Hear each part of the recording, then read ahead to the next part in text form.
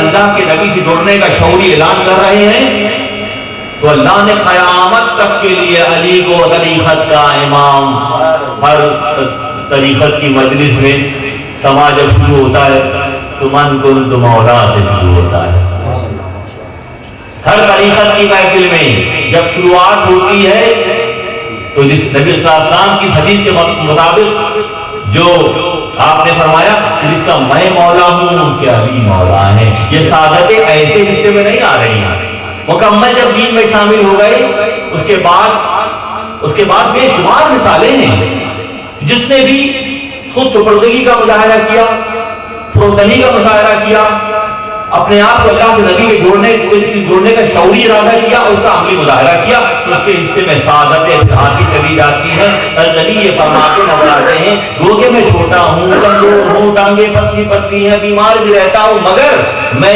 دین کو قبول کرتا ہوں اور ہمیشہ آپ کے ساتھ رہنے کا اعلان کرتا ہوں۔ تو جو شعوری ارادہ کر لیتے ہیں تو اللہ ان پر مہر ثبت کر دیتا ہے، قیامت تک کے لیے ان کا نام جاری ہو جاتا ہے، قیامت تک کی نام جاری ہو جاتا ہے۔ تبلیغ کی جا رہی ہے، مخالفیں بڑھتی چلی جا رہی ہیں، مطاف میں آپ حالت سجدہ میں ہیں، نبی صلی اللہ علیہ وسلم بے جرم سب سے زیادہ اذیتیں اور سب سے زیادہ تکلیفیں اللہ کے نبیوں نے جھیلی، ہم تو اس کا عشر عشیر بھی نہیں سہ سکتے، ہم تو اس کا 1% بھی نہیں سہ سکتے۔ انہیں تو کتنی صحبتیں دی کس کام کے لیے؟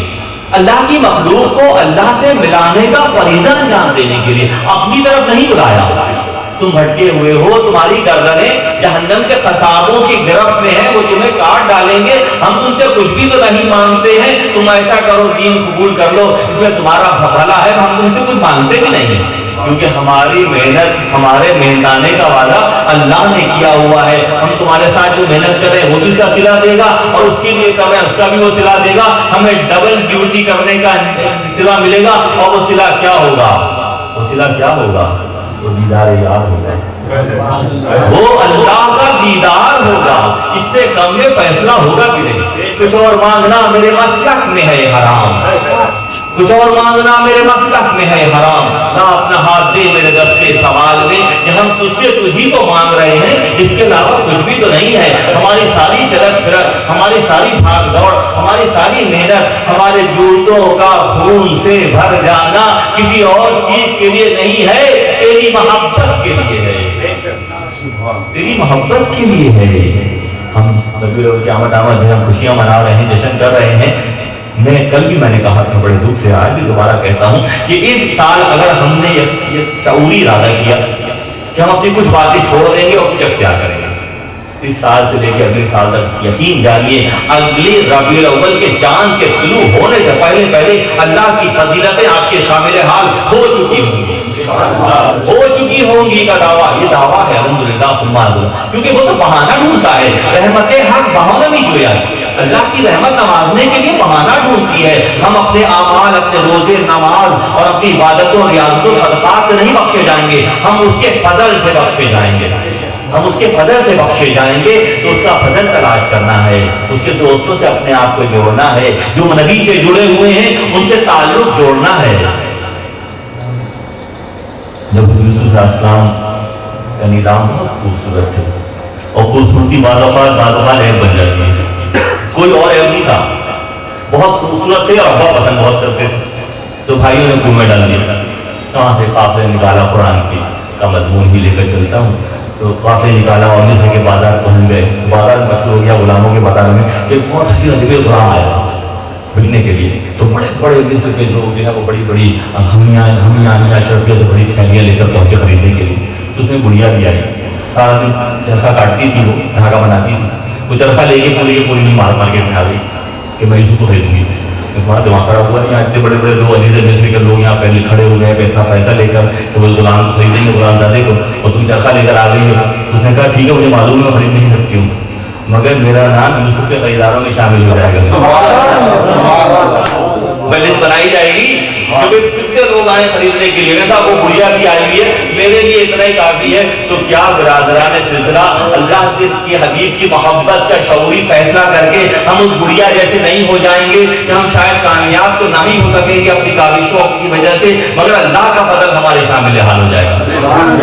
تو اس گڑیا کو ذہن میں رکھتے ہوئے اگر ارادہ کر لیں ہم تو کوئی وجہ نہیں ہے کہ ہمارا بیکار قدم کا سوز بھی کام میں آ جائے, ہمارا دھاگا بھی ترازو کے وزن پڑھنے میں وزن دار بن جائے. اللہ کے نبی نے ذہن پیش کیا, مخالفتیں بڑھتی چلی گئیں, بہت بڑھ گئی, اس حد تک بڑی کہ مکے میں رہنا مشکل ہو گیا. ایک دو چار صحابی اور صحابیات کو ہجرت کا حکم ہو گیا. پھر ایک دن جب مارکا بڑا سخت تھا, سیرت کتابوں میں لکھا ہوا ہے کہ تمام مکے کے بڑے بڑے سردار اور ان کے صحابیان جمع ہو گئے خانوار رسالت کے باہر, اور پلاننگ یہ کی گئی کہ ایسا کریں گے سارے قبائل مل کر ایک ساتھ حملہ کریں گے. تو بنو ہاشم جو ہے وہ بھی کسی سے بدلہ نہیں لے سکیں گے کہ سب لوگ شامل ہوں گے. ابو جہل اور اس کے صاحبزادے تمام لوگ وہاں باہر جمع تھے. اللہ نے اپنے حبیب کو ہجرت کا حکم دیا, حکم آ گیا. عرفا ہی بتائیں گے کہ سارے لوگ باہر تلوار تیز کیے کھڑے ہیں اور ان کے درمیان سے محمد عربی نکلتے چلے جاتے ہیں. کسی اور کی بس کی بات نہیں ہے. کسی فقیر کے سینے میں یہ راز دفن ہوگا کہ اس وقت کیا پڑھ رہے تھے تو کسی کو نظر نہیں آئے. اس وقت ایسا کیا پڑھ رہے تھے کہ پردے ڈال دیے اللہ نے. اللہ تعالیٰ ختم اللہ علی قلوبہم کا نعرہ لگاتا ہے کہ میں دلوں کو مہر لگا دیتا ہوں, میں نظروں پر مہر لگا دیتا ہوں, میں سماعت پر بصارت پر مہر لگا سکتا ہوں, کیونکہ میں نے ہی یہ سسٹم ڈیزائن کیا ہے. مجھے پتا ہے کہ اس کا سوئچ کہاں سے آن ہوگا, کہاں سے آف ہوگا, کہاں سے آن ہوگا. نکلتے چلے جا رہے ہیں, علی کو آواز دیتے ہیں, علی ہم جا رہے ہیں. اور امانت دار تو مشہور بہت ہیں, مگر دیکھو قوم ہمارے ساتھ کیا کر رہی ہے. امانت دار بھی مشہور ہے, دیانتدار بھی مشہور ہے, اپنا سامان لا کے رکھواتے ہیں, وقت واپس آ کے لے جاتے ہیں, سب کچھ تو ہے, مگر صد حجاب دل بسوئے دیدہ شد چون غرض آمد ہنر پوشیدہ شد. سرداری خطرے میں پڑ رہی ہے, ان کی حاکمیت خطرے میں پڑ رہی ہے. ان کے بعد جو سینکڑوں کے حساب سے غلام ہیں ان کو آزادی کے پروانے ملنے کی نوید سنائی جانے والی ہے. تو مفادات پہ زر پڑی تو سختی کی جا رہی ہے. علی کو حکم دیا جا رہا ہے کہ میرے بستر پر سو جاؤ, صبح کو سبحان اللہ و بحمدہ سبحان اللہ العظیم. کہ وہ رات علی کی زندگی میں ایسی آئی کہ حضرت فرماتے ہیں کہ پوری زندگی میں صرف ایک رات میں سکون سے سویا, کیونکہ اللہ کے نبی کے زبان اطہر سے یہ ادا ہو گیا تھا کہ صبح اٹھ کر سامان واپس کرنا. مجھے یقین تھا کہ میں صبح اٹھوں گا, ورنہ مجھے صبح اٹھنے کا یقین بھی نہیں تھا جو اٹھوں گا تو اٹھوں گا بھی نہیں پتا. ایک دن مجھے یقین تھا کہ وہ فرما رہے ہیں جو اللہ کے حبیب ہیں, مجھے یقین تھا کہ صبح اٹھوں گا بھی اور سامان واپس بھی کروں گا.